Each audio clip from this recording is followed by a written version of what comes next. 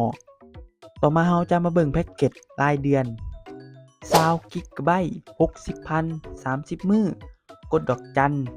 209ดอกจัน132ตามด้วยสี่เหลี่ยมแล้วโทรออก30 กิกะไบต์ 75,000 กีบ30 มื้อกดดอกจัน209ดอกจัน133ตามด้วยสี่เหลี่ยมแล้วโทรออก40 กิกะไบต์ 95,000 กีบ30 มื้อกดดอกจัน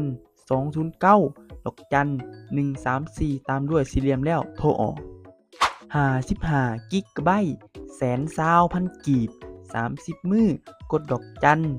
209ดอกจัน135ตามด้วยสี่เหลี่ยมแล้วโทรออก70 กิกะไบต์ 150,000 กีบ30 มื้อกดดอกจัน209ดอกจัน